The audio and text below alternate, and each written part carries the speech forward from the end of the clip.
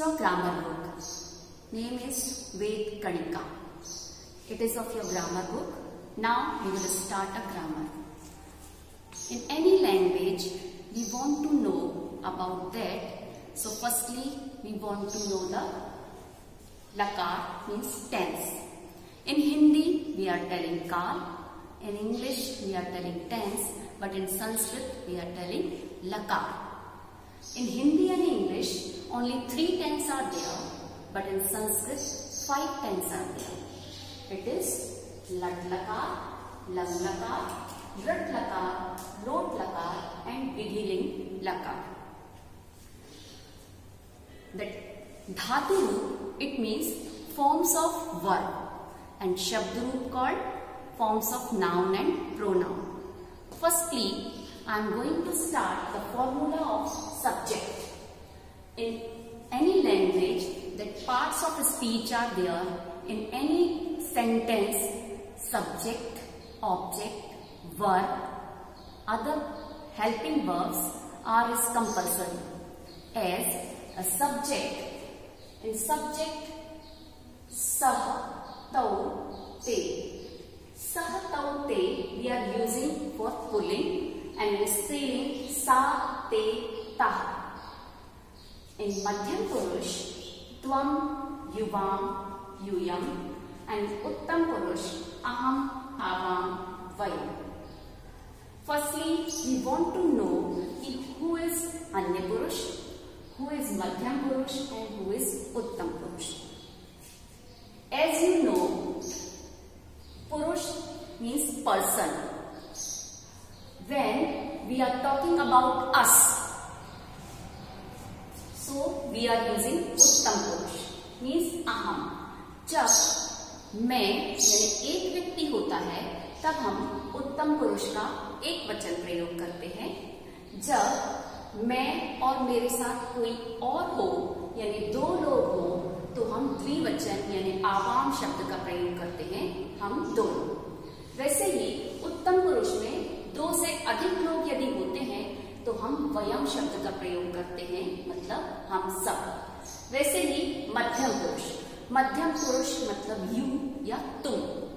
जब वह व्यक्ति एक हो तो त्वम शब्द का प्रयोग करते हैं, मतलब तुम. यदि 2 लोग हो तो तुम दोनों यानी शब्द है युवाम. वैसे ही यदि 2 से अधिक लोग तुम में शामिल हो तो होगा तुम सब यानी यूयम. जब हम मैं और तुम के अलावा किसी अन्य व्यक्ति के बारे में बात करते हैं, चाहे वह लिविंग थिंग हो या नॉन लिविंग थिंग, वह सब अन्य पुरुष के अंतर्गत आते हैं, जिनमें स्त्रीलिंग और पुल्लिंग के लिए अलग अलग शब्दों का प्रयोग किया जाता है. यदि वह व्यक्ति पुल्लिंग है और एक वचन है तो सह, यदि वह द्विवचन है और पुल्लिंग है तो तौ, बहुवचन और पुल्लिंग है तो ते. ठीक वैसा ही स्त्रीलिंग हो, एक वचन तो सा, द्विवचन में ते और बहुवचन में ता शब्द का प्रयोग किया जाता है. Now you are knowing very well कि उत्तम पुरुष में केवल मैं और मेरे साथ जितने भी लोग हैं वो काउंट होंगे. मध्यम पुरुष में केवल तुम या तुम्हारे साथ जो लोग हैं वो काउंट होंगे. और अन्य पुरुष में मैं और तुम के अलावा जितने भी लिविंग या नॉन लिविंग थिंग्स होते हैं वह इंक्लूड होते हैं. नाउ ये तो हुआ सब्जेक्ट का फॉर्मूला. इसको यूज करते हैं हम कभी भी. ये आपने देखा कि हम उत्तम पुरुष, मध्यम पुरुष और अन्य पुरुष का प्रयोग कहाँ कहाँ करते हैं. ठीक वैसे ही एक वचन, द्विवचन और बहुवचन में कौन कौन आते हैं. एक वचन में जब एक व्यक्ति हो तो एक वचन होता है, केवल 2 लोग हो तो द्विवचन का प्रयोग होता है, और 2 से अधिक चाहे कितने भी हो तो बहुवचन का प्रयोग किया जाता है. अब हम जानते हैं कि किसी भी सेंटेंस को बनाने के लिए वर्ब जरूरी होता है. वर्ब मीन्स धातु. हिंदी में हम धातु लिखते हैं. इनको 5 भागों में बांटा गया है, जैसे कि मैंने आपको बताया था. 5 टेंस होते हैं. लट लकार, जिसको कि संस्कृत में लट लकार, प्रेजेंट टेंस यानी वर्तमान काल कहते हैं. लंग लकार यानी भूतकाल या इंग्लिश में past tense. Future tense Hindi में कहते हैं भविष्यकाल। लोट लकार यानी आज्ञात काल, इंग्लिश में कहते हैं इसे इम्पेरेटिव मूड। वैसे ही पांचवा है विधि लिंग लकार, कहीं कहीं इसे लिड लकार भी लिखा जाता है। हिंदी में इसको विधि लिंग ही कहते हैं और इंग्लिश में है पोटेंशियल मूड। हम आपको कुछ ऐसे वर्ब का प्रयोग बताएंगे जो कहीं तो एज यूजुअल प्रयोग में आते हैं और कहीं पर उनके कन्वर्टेड फॉर्म यानी परिवर्तित रूप प्रयोग किए जाते हैं। जैसे वध, लिख, चल, वस, क्रीड, ये कुछ ऐसे शब्द हैं जो एज यूजुअल प्रयोग में आते हैं, लेकिन कुछ धातुएं ऐसी भी हैं जैसे भू का भव, गम का गच्छ। वैसे कुछ शब्द हम परिवर्तित करके भी प्रयोग में लाते हैं। स्टार्टिंग दिस धातु, धातु means verb. As you are knowing, धातु means forms of verb. Now some धातु जिनके परिवर्तित रूप नहीं होते हैं जैसे वध, चल, लिख, वस, क्रीड, खेल, पच, खाद, पथ, रक्ष, हस, भक्ष, खाद। और कुछ धातुएं ऐसी होती हैं जो एज यूजुअल प्रयोग में ना आकर के उनके कन्वर्टेड फॉर्म यानी परिवर्तित रूप में प्रयोग में आती है। जैसे भू का भव हो जाएगा, गम का गच्छ, पा का पे, दृश का पश्य, क्र का कर, स्था का तिस, स्मरण का स्मर, प्रच्छ का प्रच्छ, ध्येय का ध्याय, गई का गाय, वृद्ध का वर्ध, इश यानी इच्छ, वृत्त का वर्त। इसके अलावा भी कुछ और धातुएं भी होती हैं। मैंने आपको इतनी धातुएं यहाँ पर दी हैं। इसके बाद हम देखेंगे वर्तमान काल यानी प्रेजेंट टेंस के प्रत्यय, जो कि हम पूरा कॉलम बनाएंगे। फॉर्मूला है इसका टी तह अंति, सी थ थ आमी आप आम। अब इसे इन धातुओं के साथ प्रयोग करके देखते हैं कि इसका प्रयोग कैसे करते हैं हम। सबसे पहले हम एक धातु लेते हैं वध। वध यानी बोलना। हमने वध धातु को सभी जगह लिख लिया है, आप देख रहे हैं। केवल एक बात ध्यान रखना है कि वध धातु में जो हलंत होता है वह प्रयोग करते समय हलंत हट जाता है, मतलब केवल वध शब्द लिखा जाएगा, हलंत नहीं लिखेंगे हम। हलंत या विसर्ग केवल वही लिखे जाएंगे जो हमारे फॉर्मूले में आएंगे। प्रेजेंट टेंस का प्रयोग करते समय जहां पर भी आ आता है वो साइलेंट हो जाता है, लेकिन आ के साथ यदि कोई भी मात्रा आएगी तो वो हम प्रयोग करेंगे। आप देखिए, जैसे वध धातु हमने लिखी है, इसके साथ अन्य पुरुष में एक वचन में ती शब्द आया है, तो यहाँ अन्य पुरुष एक वचन में लगेगा ती शब्द। ये हो गया वदती। तह यहाँ पर आएगा तह। देन अंति में चूंकि आ साइलेंट है तो बचेगा आधा ना और टी, तो यहाँ पे लगेगा अंति। आ साइलेंट है। वैसे ही यहाँ पर आएगा सी, यहाँ होगा थ और ये होगा थ। अब उत्तम पुरुष के एक वचन में आमी शब्द है, चूंकि आ साइलेंट है तो आ को हम हटा देंगे। इसके बाद बचेगी आ की मात्रा और उसके बाद फिर मी बन जाएगा बदामी।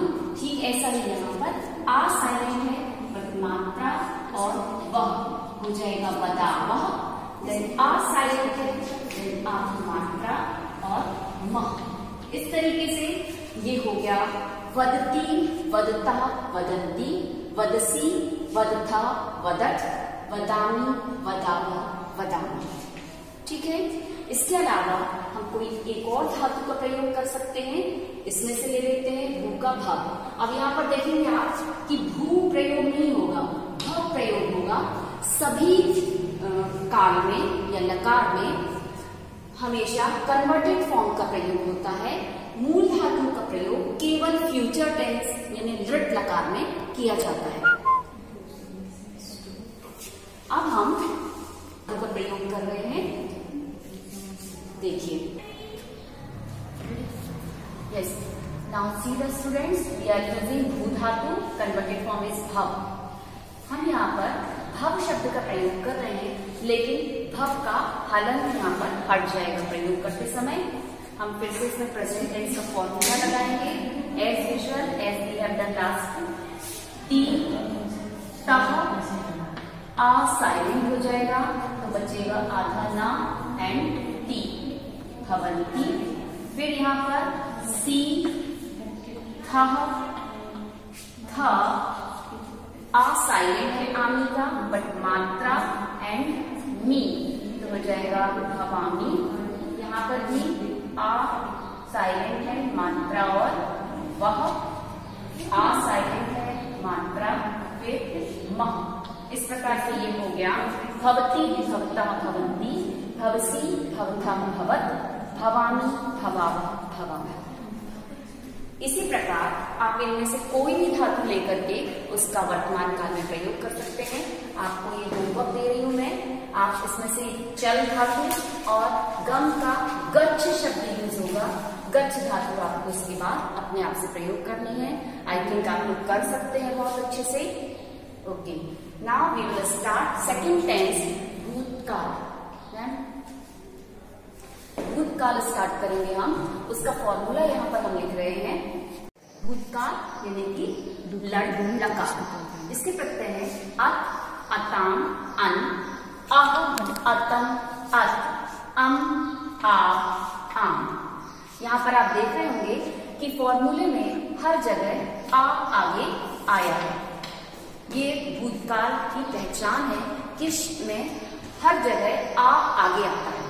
ठीक है, अब हम लिख धातु का प्रयोग इसमें कर रहे हैं। आप देख रहे होंगे कि हमने लिख सब जगह लिख लिया है। यहाँ पर जो हलंत लगा था धातु का यूज करते समय वो हलंत हट जाता है। जैसे कि फॉर्मूले में आ सबसे आगे आया है इसलिए हम लिख के पहले आ शब्द लिख देंगे। सभी जगह हमने आ लिख दिया। ये देखिए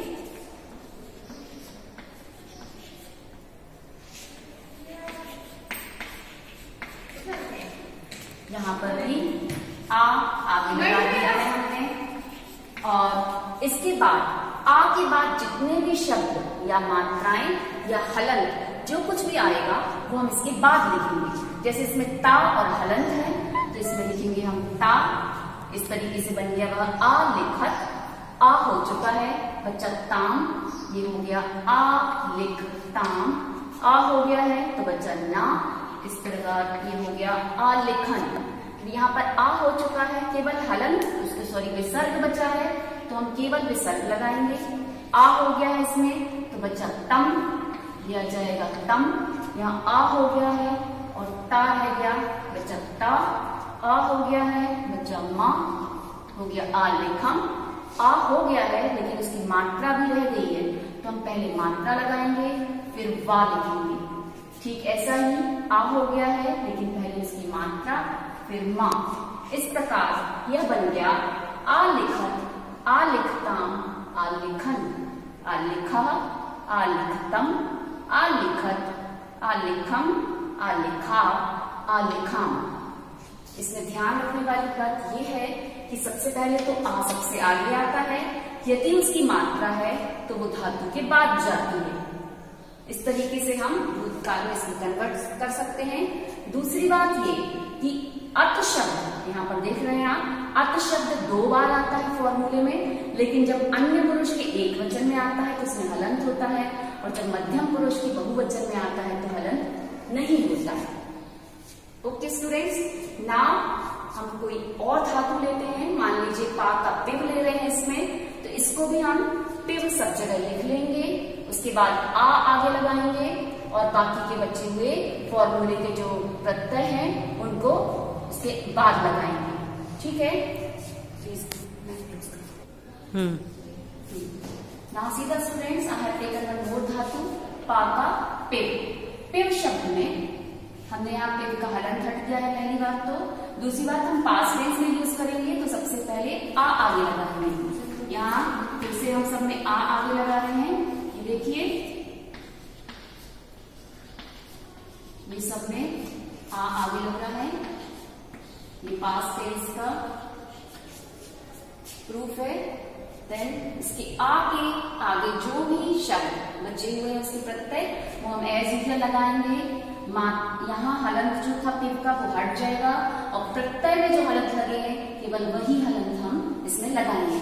जैसे आ हो गया है तो बचा ताम हो गया है, बट इसके विसर्ग बचे हुए हैं अभी, तो यहाँ हमने लगा दिया विसर्ग। आ हुआ है तो बचा तम हो गया, आ हो गया बचा ता, यहाँ पर आ हो गया है वा बचा, देन मात्रा और वा, मात्रा हो गया है बट इसके विसर्ग बचे हुए हैं अभी, तो यहाँ हमने लगा दिया विसर्ग। आ हुआ है तो बचा तम हो गया, आ हो गया बचा ता, यहाँ पर आ हो गया है तो माँ, वा बचा, देन मात्रा और वा, मात्रा हो गया है बट इसके विसर्ग बचे हुए हैं अभी, तो यहाँ हमने लगा दिया विसर्ग। आ हुआ है तो बचा तम हो गया, आ हो गया बचा ता, यहाँ पर आ हो गया है तो माँ, भूतकाल यानी कि लकार। इसके प्रत्यय है अत, अताम, अन, अह, अतम, अत, अम, आ, आम। यहाँ पर आप देख रहे होंगे कि फॉर्मूले में हर जगह आ आगे आया है। ये भूतकाल की पहचान है कि इसमें हर जगह आ आगे आता है। ठीक है, अब हम लिख धातु का प्रयोग इसमें कर रहे हैं। आप देख रहे होंगे कि हमने लिख सब जगह लिख लिया है। यहाँ पर जो हलंत लगा था धातु का, यूज करते समय वो हलंत हट जाता है। जैसे कि फॉर्मूले में आ सबसे आगे आया है, इसलिए हम लिख के पहले आ शब्द लिख देंगे। सभी जगह हमने आ लिख दिया, ये देखिए।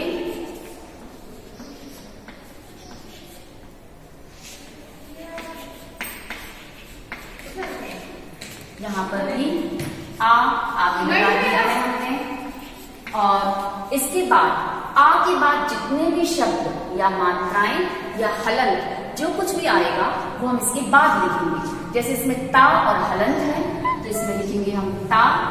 इस तरीके से बन गया वह आ लिखत, आ हो चुका है बच्चा ताम, ये हो गया आ लिख ताम, आ हो गया है तो बच्चा ना, इस प्रकार ये हो गया आ लिखन।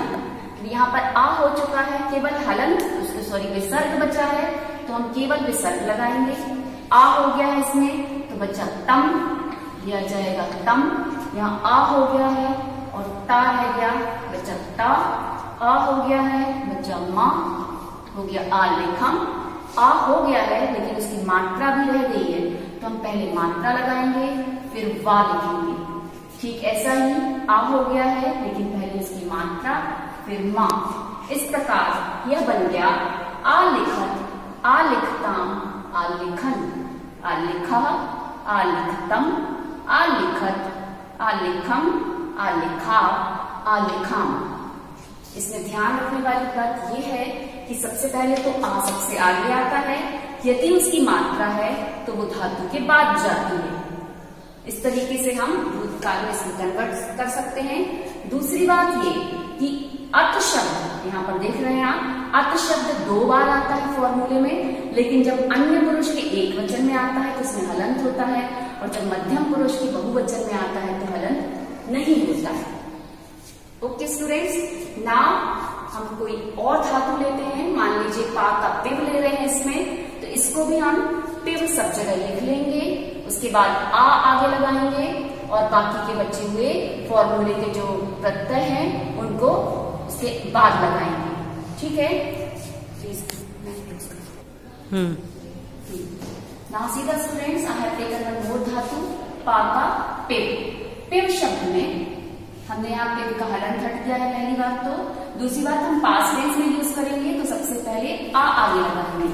यहाँ फिर से हम सब में आ आगे लगा रहे हैं, ये देखिए, ये सब में आ आगे लग रहा है। ये पास्ट टेंस का प्रूफ है। देन इसके आगे जो भी शब्द बचे हुए हैं उसके प्रत्यय वो हम एज यूजुअल लगाएंगे। यहाँ हलंत जो था पिव का वो हट जाएगा और प्रत्यय में जो हलंत लगे हैं केवल वही हलंत हम इसमें लगाएंगे। जैसे आ हो गया है तो बचा ताम, हो गया है बट इसके विसर्ग बचे हुए हैं अभी, तो यहाँ हमने लगा दिया विसर्ग। आ हुआ है तो बचा तम, हो गया। आ हो गया बचा ता, यहाँ पर आ हो गया है